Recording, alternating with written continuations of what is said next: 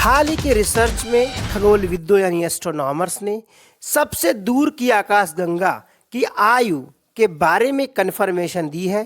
साथ ही उन्होंने यह भी कहा है कि यह आकाशगंगा में ऑक्सीजन भी हो सकती है। इस रिसर्च को नगोया यूनिवर्सिटी और जापान के नेशनल एस्ट्रोनॉमिकल रिसर्च सेंटर की एक संयुक्त टीम ने इस बात की रिसर्च की है। इस नए अध्ययन में साइंटिस्टों ने अभी तक खोजी गई सबसे दूर की आकाशगंगा की कॉस्मिक एज को माप लिया है। दोस्तों, आप देख रहे हैं वर्ल्ड न्यूज़। कृपया हमारे चैनल को सब्सक्राइब, ज्वाइन और सपोर्ट जरूर करें। आइए चलते हैं इस हालिया रिसर्च की ओर। दोस्तों, नगोया विश्वविद्यालय और जापान के रिसर्चर्स ने अब तक खोजी गई सबसे दूर की आकाशगंगा यानी गैलेक्सी की कॉस्मिक एज को माप लिया है। इस टीम ने रेडियो सिग्नल्स का पता लगाने के लिए ALMA रेडियो टेलीस्कोप का उपयोग किया, जो कि ब्रह्मांड की उम्र के लगभग 97% के लिए यात्रा कर रहा है।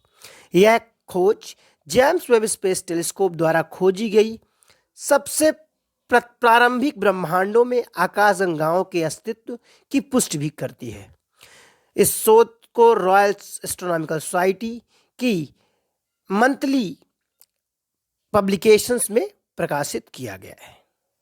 दोस्तों, GHZ2 ग्लास Z12 नाम की आकाशगंगा की शुरुआती दिनों में ही जेम्स वेब टेलीस्कोप ने ग्लास सर्वेक्षण में पहचान की गई थी। यह सर्वेक्षण दूरस्थ ब्रह्मांड और आकाशगंगाओं के विशाल समूहों के पीछे का निरीक्षण भी करता है।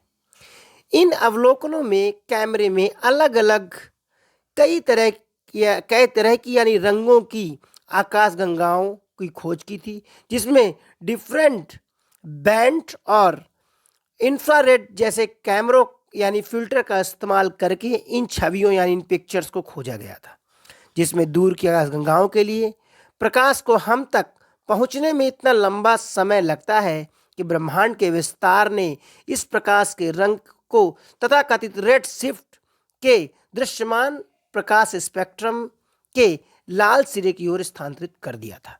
GHZ2 ग्लास Z12 के लाल रंग में परिणाम स्वरूप शोधकर्ताओं को यह पहचानने में मदद की कि वे आकाशगंगा बहुत दूर स्थित है और यह सबसे विश्वसनीय उम्मीदवारों में से एक भी है।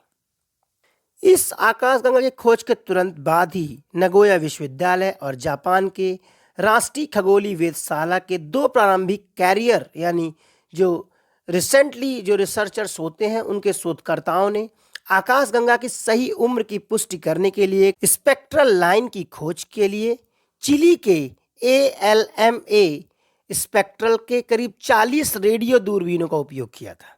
ALMA ने ZH2 ग्लास Z12 को जेम्स वेब टेलीस्कोप के अवलोकनों द्वारा सुझाई गई अपेक्षित आवृत्ति पर ऑक्सीजन से जुड़ी एक उत्सर्जन रेखा की भी खोज के लिए इंगित करता है।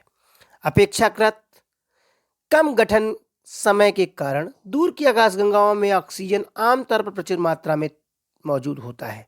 इसलिए टीम ने पता लगाने की संभावना को बढ़ाने के लिए ऑक्सीजन उत्सर्जन लाइंस की खोज को भी चुना।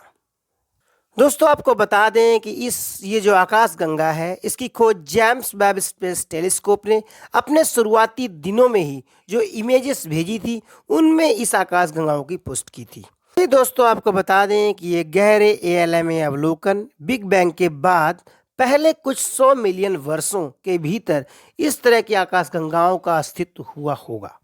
वही वेब अवलोकनों से आश्चर्यजनक परिणामों की पुष्टि भी करते हैं।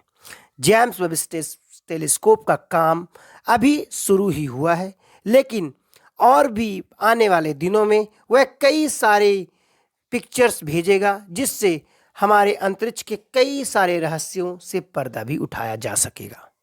तो दोस्तों, ये थी बात इस रिसर्च की, जिसमें वैज्ञानिकों ने ऐसी एक आकाशगंगा को खोज निकाला है, वही जिसमें कि ऑक्सीजन मौजूद है, और उसकी कॉस्मिक एज को भी वैज्ञानिकों ने माप लिया है। नमस्कार।